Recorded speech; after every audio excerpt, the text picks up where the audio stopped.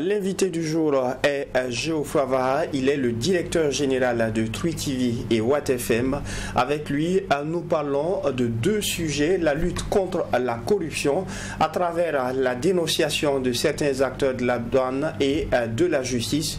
Et second sujet, Sénégal, que se passe-t-il entre Ousmane Sonko et son président? Bonjour et bienvenue à vous.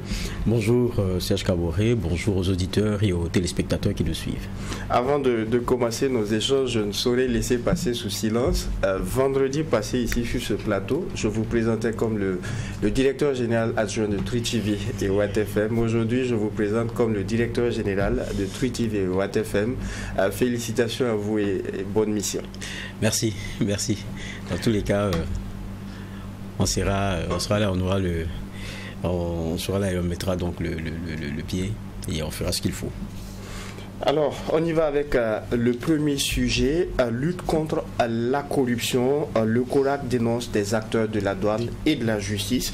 On a suivi le porte-parole du CORAC qui était sur les antennes de la télévision nationale et de plusieurs plateformes, même de Twi TV, et qui a parlé justement de cette affaire.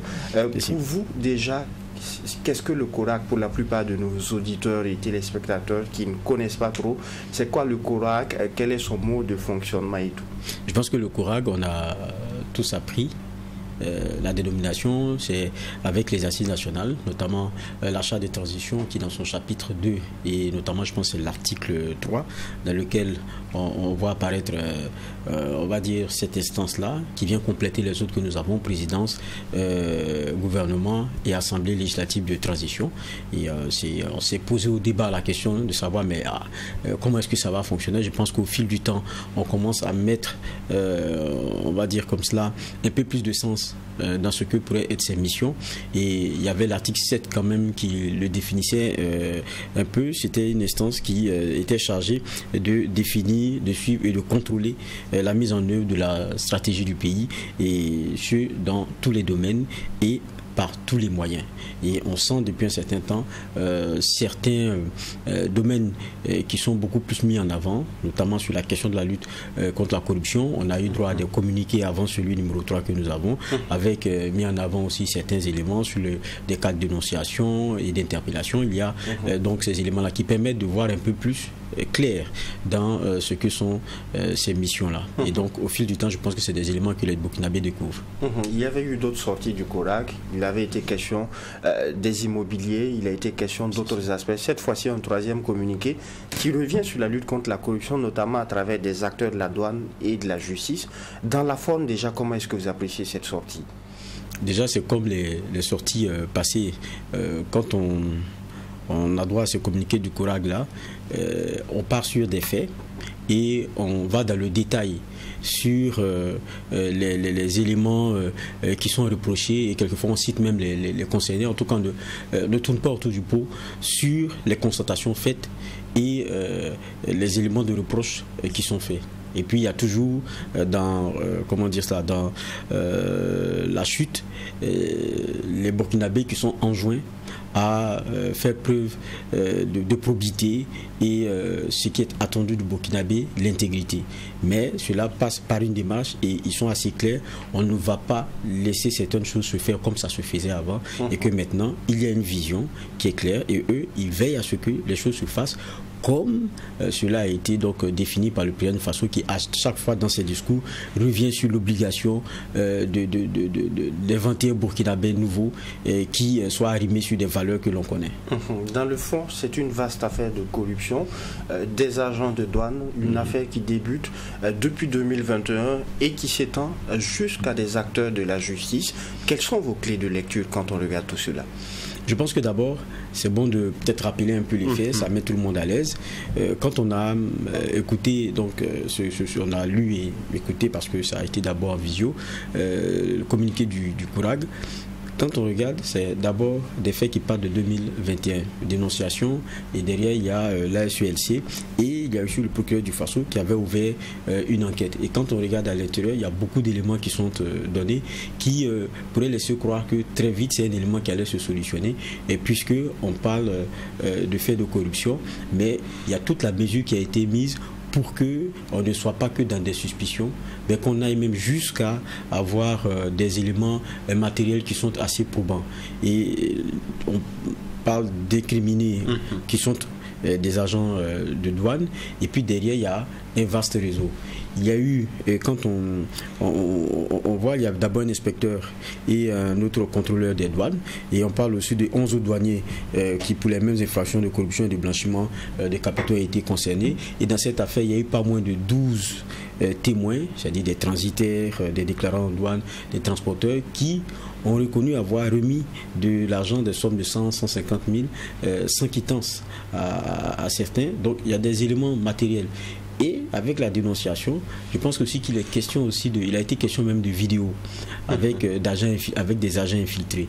Et donc, avec évidemment, quelquefois, comme ça se passe assez habituellement, on ne reconnaît pas d'abord les faits, mais je pense qu'ils ont été assommés de voir qu'il y avait même des vidéos qui corroboraient les accusations qui étaient données. Donc, c'était un dossier qui était quand même assez lourd et bien ficelé. C'est ce que cela donne en tout cas à croire. Mais avec la grande surprise, c'est que en 2024, lorsque d'abord il y a le dossier qui est introduit au cabinet du juge d'instruction du pôle ECOFI, qui est quand même spécialisé sur les questions ces questions de corruption là, mais il y a un non-lieu qui sera prononcé en juin 2024. Et évidemment le procureur qui va décider donc de faire appel auprès du juge d'instruction devant la chambre devant la chambre d'instruction de cour d'appel. Et le 27 août 2025, la chambre d'instruction elle aussi va dans le même sens que la première décision qui a été donnée. Et quand on regarde tous les éléments qu'il y a donc à charge dans le dossier, quand on regarde tout le travail qui a été mis, c'est-à-dire depuis la dénonciation jusqu'à avoir des témoins qui en tout cas confirment les faits de corruption, avoir même des missions infiltrées avec des vidéos qui corroborent de façon claire cette corruption-là. On est jusque même, on va dire, dans, comment on appelle cela, dans la constatation presque de l'élément de corruption, puisqu'on a des vidéos et on se retrouve avec des personnes qui ne sont pas inquiétées outre mesure, et même qui, pour pousser la chose plus loin, arrivent à avoir connaissance de l'intérieur du dossier jusqu'à aller inquiéter ceux qui ont permis qu'on puisse avoir ce travail, ceux qui ont permis à la dénonciation, ceux qui ont dénoncé.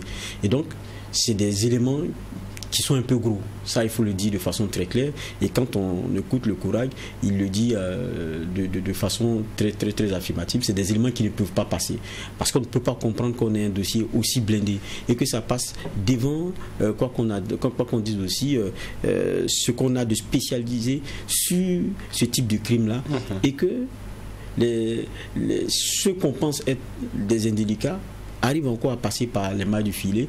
Ça donne ça donne pas un bon exemple. Et après, la bonne question qui se pose, c'est comment est-ce que c'est arrivé?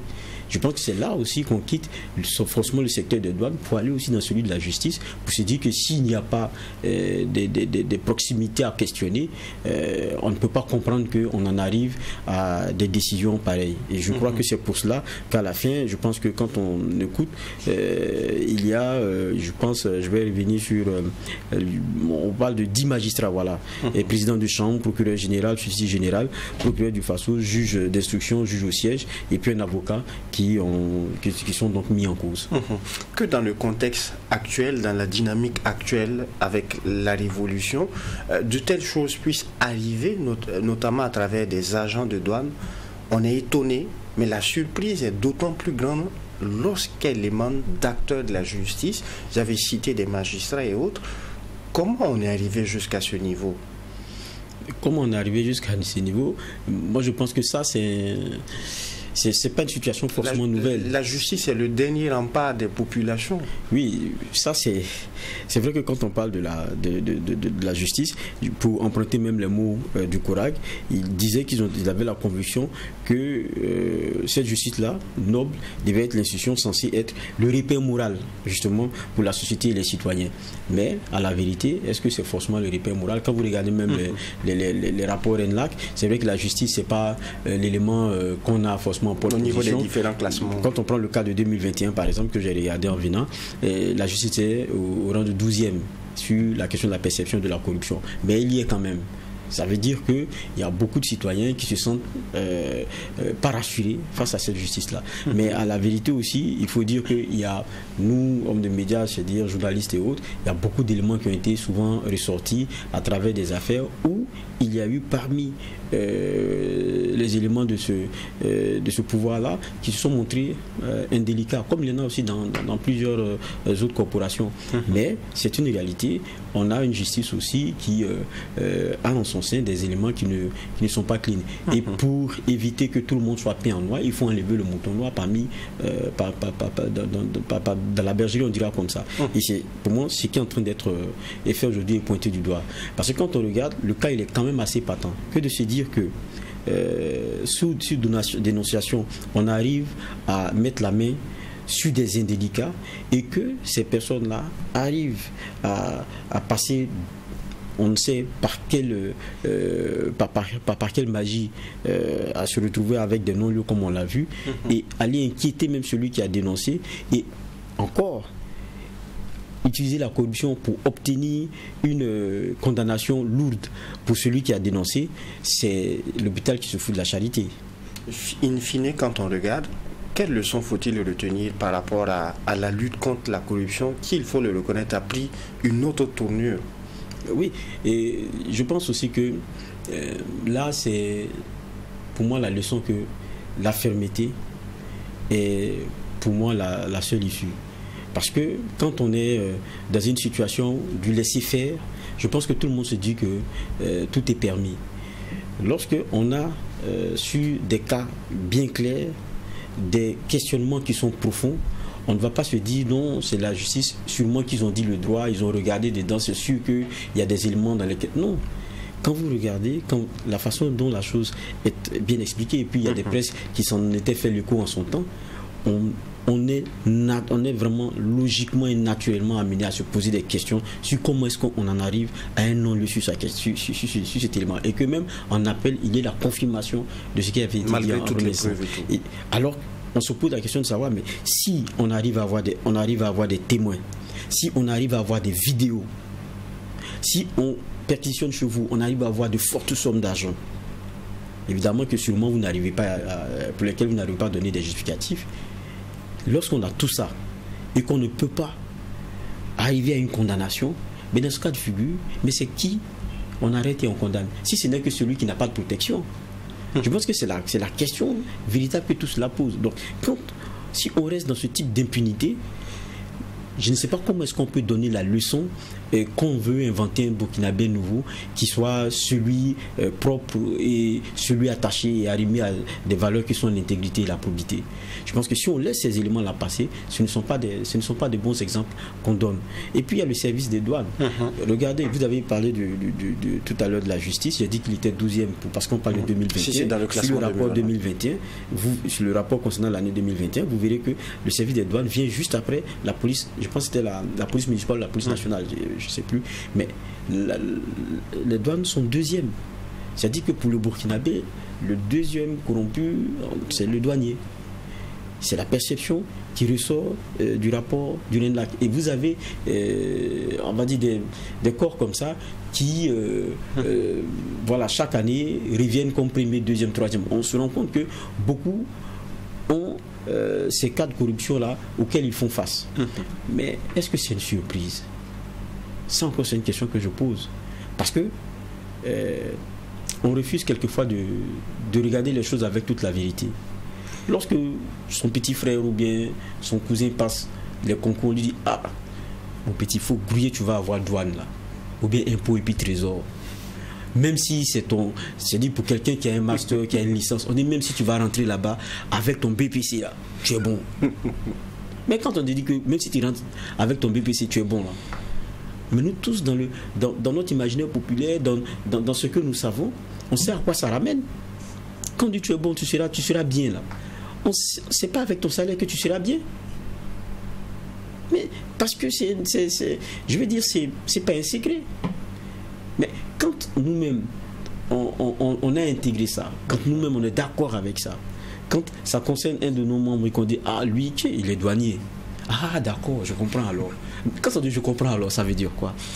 D'une certaine manière, on est comptable un peu de ces choses parce que l'étonnement ne devrait pas être là. Maintenant, c'est connu aussi en économie, c'est-à-dire que les pushs les plus fortes en matière de corruption, c'est celle où le public et le privé se rencontrent très souvent. Et donc les agents qui y sont ceux-là qui ont la largesse de discuter d'un certain nombre d'éléments. Et ce sont des niches de corruption, et ça c'est des éléments symptomatiques qui sont prouvés et selon les études, la plupart des études qui ont été faites en économie. Donc sur ces chapitres, on essaie d'être un peu plus regardant. Et c'est pour ça il y a des efforts qui sont faits sur les questions de dématérialisation pour que on ait moins de l'argent qui circule, on est comme on fait avec les quittances et tout, mais tout ça n'arrive pas forcément à venir à bout, parce que tant que l'homme se rencontrent, il y a toujours la possibilité de trouver un juste milieu et un arrangement. Et souvent ce type d'arrangement-là, ça se fait au détriment de ce que nous avons comme richesse commune, parce qu'il y a un qui confond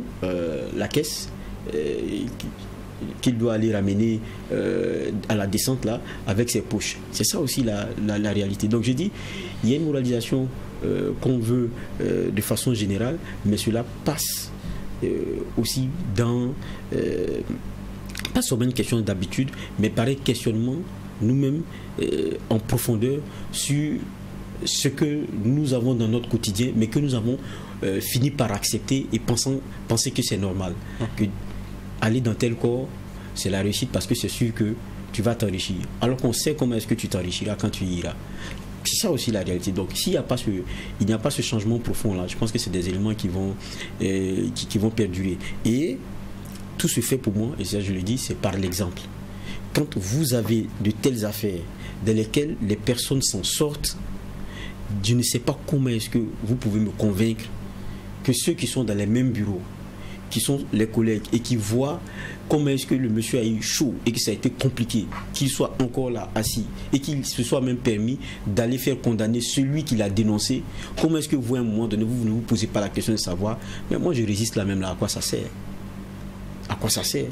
Donc je pense qu'il y a aussi la question de l'apprentissage par l'exemple et je pense que c'est ce à quoi on est. Maintenant je dis c'est des services qui sont souvent mis en avant, la douane et où, mais ça c'est des fois inhérent à la typologie même de ce qu'ils font, très en contact avec des demandeurs de services qui préfèrent quelquefois des passe-droits, mais il y a des gens aussi qui sont coincés dans leur bureau, c'est leur travail chaque jour. Donc c'est pour moi une introspection qui concerne tout le monde. Et cette fois-ci, l'exemple vient du sommet. Cette fois-ci aussi, je vais vous emmener au pays de la Teranga pour aborder notre second sujet. Leur histoire avait fait couler beaucoup d'encre et de salive, avait attiré beaucoup de sympathie de la part non seulement d'acteurs politiques, mais même des personnes qui ne s'y intéressaient pas. Aujourd'hui, que se passe-t-il réellement entre Ousmane Sonko et son président Bassirou Diomaye Faye? Je ne veux pas dire qu'on ne peut pas savoir, mais je pense qu'on a juste des perceptions. On a juste des perceptions parce que chacun des deux, dans son discours, de façon ouverte, ne parle pas de dissension ou de distance de façon claire. Maintenant, de façon empirique, ce dont on se rend compte, c'est qu'il y a quand même un genre de bagarre, non des chiffonniers forcément, mais qui dénote de ce que les positions ou les décisions de l'un n'ont pas l'assentiment de l'autre. Et à un moment donné, on a comme l'impression que de l'intérieur, ça bouillonne. Maintenant, pour beaucoup, quand on regarde aussi, ce n'est pas forcément une surprise, parce que quand on regarde dans le cheminement des choses, il y a dans le subconscient de beaucoup de Sénégalais ou de beaucoup même, comment dire cela, de proches et de Sonko comme de Faye, et qui se posent la question de savoir dans tout ça qui est le président légal, légitime ou de transition, parce qu'il y en a même qui disent qu'il y a des présidents de transition parce que celui-là, il est là parce que c'était un élément de circonstance. Et quand on a tout ça autour, je pense que c'est difficile que ça ne rentre pas dans la tête des deux concernés. Mais vous l'avez dit si bien, les différentes positions. On a vu Ousmane Sonko en tant que Premier ministre prendre des positions sur le franc CFA par exemple, des positions qui différaient un peu des positions du président Bassirou Diomaye Faye. Est-ce que tous ces aspects ont eu à contribuer justement à ce que nous avons assisté? peut-être profondément, mais là, moi je pense que c'est peut-être ce sur quoi il faut mettre le doigt en termes d'analyse. On a Faye qui est président, mais quoi qu'on dise, que ce soit Faye ou que ce soit Sonko, il y a quelque chose qu'ils ont vendu aux Sénégalais, et c'est sûr pourquoi il y a Diomaye Faye qui a la présidence, et que Sonko aussi est Premier ministre. Ils ont eu un programme commun qu'ils ont présenté aux Sénégalais.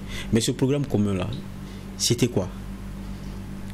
Quand on se rappelle du discours, c'était celui souverainiste, celui anti-néocolonial, celui anti-impérialisme. Et quand on regarde aujourd'hui, est-ce que dans le concret, il y a Diomaye Faye qui l'offre aux Sénégalais? Maintenant, est-ce que ça ne peut pas être aussi un sujet de dissension, parce que Sonko, qui a été aussi celui qui a défendu cela, bec et ongle, ne le voit pas concrètement.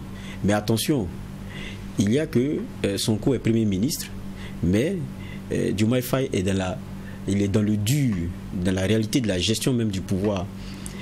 Peut-être que la célérité que Sonko veut, dans ces engagements qui ont été pris et promis vis-à-vis des Sénégalais, Diomaye Faye voit le contexte de la réalisation.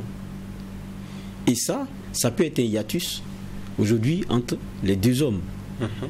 Mais il y a un qui est président et l'autre a été nommé Premier ministre. Et évidemment, il y a la guerre des égos qui aujourd'hui est en train de se faire sentir. Et derrière, quand vous voyez par exemple le dernier meeting de Sonko, c'est une vraie démonstration de force. On lui connaissait sa capacité de mobilisation et puis la longueur de foule qu'il est, mais il a démontré encore une fois comme un message à l'endroit de Faye: n'oublie pas que c'est moi qui t'ai mis là, n'oublie pas que j'ai encore derrière moi la majeure partie des Sénégalais. Oui, c'est vrai, mais est-ce que les deux n'ont pas plus à perdre? C'est ça aussi la grande question dans ce qui est en train de se passer. Parce que c'est vrai, il y a une opposition qui est laminée. Ça, les Sénégalais ne regardent pas derrière, parce que ce n'est pas aujourd'hui l'ancien camp qui va revenir, ça ne se fera pas de sitôt. Est-ce que vous ne créez pas un éclatement du PASTEF? C'est ce qu'il faut craindre, et c'est ça pour moi le gros problème. Maintenant, pour moi aussi, il y a une question centrale. Peut-être on n'en parle pas trop. C'est vrai que Diomaye Faye, avec la trajectoire de l'histoire, a pu être comme il est aujourd'hui président, mais je sais que le jour de l'investiture ou avant, ils se sont parlé. Ok, tu as été élu, on fait comment après? C'était moi le candidat naturel, c'était moi qui étais en pole position. Et voyant un certain nombre d'éléments, je parle comme à la place de Sonko, voici que tu l'es. Maintenant, qu'est-ce qu'on fait après? Est-ce qu'ils se sont dit, je fais un mandat, 5 ans, et puis après je te passe à Sonko, ou bien je fais 2 mandats et je te passe? Parce que c'est ça aussi la réalité. Ça, c'est le secret, c'est le secret que nous ne percerons jamais. Qu'est-ce qu'ils se sont dit? Maintenant, quand vous regardez la guerre qui est en train de se mener au sein de la coalition qui a permis à Diomaye Faye de venir, je pense que c'est là-bas que se fait aujourd'hui ce jeu-là, qui rend beaucoup plus visible la fracture qu'il y a. Mais parce que c'est un appareil pour 2029, quoi qu'on dise. Il y a près de 118, je pense, les mouvements, partis qui se sont mis dans cette coalition-là pour adouber Diomaye Faye. Mais quoi qu'on dise, ça sera aussi un appareil qui va compter lorsqu'il s'agira des prochaines élections. Je pense que c'est pour cela que le président a décidé de mettre Aminata Touré, qui est l'un de ses proches. Mais ce qui au premier avait été rejeté. Voilà, mais qui pose problème aussi, parce que pour beaucoup, elle est une venue des dernières heures, et ils ont encore en tête celle qui a été pendant longtemps leur pourfendeur, parce que dans le camp de Macky Sall en son temps. Donc, quand tu regardes tout ça, ils ne sont pas forcés. Et puis je suis sûr que Sonko, dans sa tête, il y a beaucoup d'invectives qui continuent de demeurer. Maintenant, c'est une proche de Faye, alors que celle qu'on veut enlever, c'est quand même une proche de Sonko. Donc quand on regarde l'un dans l'autre, il y a une petite guéguerre qui est en train d'être faite, mais pas une guéguerre. C'est une vraie guerre sur le contrôle de cette machine-là, qui sera une machine vraiment forte. Et puis je pense aussi que il ne faut pas reprocher à Diomaye Faye la volonté d'une émancipation. Il ne peut pas être un président par défaut. Il ne peut pas être un président légal et de transition. Parce qu'il y en a beaucoup même qui, dans le camp du PASTEF, le traitent comme un président de transition. C'est quelqu'un qui est là, juste le temps qu'on remette Sonko comme cela devrait se faire. Mais est-ce que, même s'il a été secrétaire général du PASTEF, il va accepter de jouer ce rôle-là? Tout le monde n'est pas Poutine et Medvedev. Est-ce qu'on ne risque pas de se retrouver aussi dans une position de devoir d'ingratitude envers celui qui t'a permis aujourd'hui d'être président de la République, quoi que l'on dise? Mais est-ce qu'ils vont, ils iront jusqu'à là? Je ne sais pas. Les enjeux sont énormes. Les enjeux sont énormes. On peut avoir un président qui, à un moment donné, parce que n'oublions pas que Diomaye Faye est président. C'est vrai que sur cet appareil-là, qu'est la coalition, à partir du moment où il est chef d'État, je ne sais pas pourquoi est-ce qu'il il pense qu'il peut encore mettre à la tête qu'il veut, sans consulter. Ça a été quand même assez maladroit. Les exemples sont légion. Voilà, le fauteuil présidentiel change une personne. Oui, ça a été assez maladroit. Mais je pense qu'il y a un Diomaye Faye qui veut s'affirmer aussi, quoi qu'on dise. Et c'est un élément qu'il faut lui reconnaître. Et il y a un Sonko qui fait beaucoup d'ombre.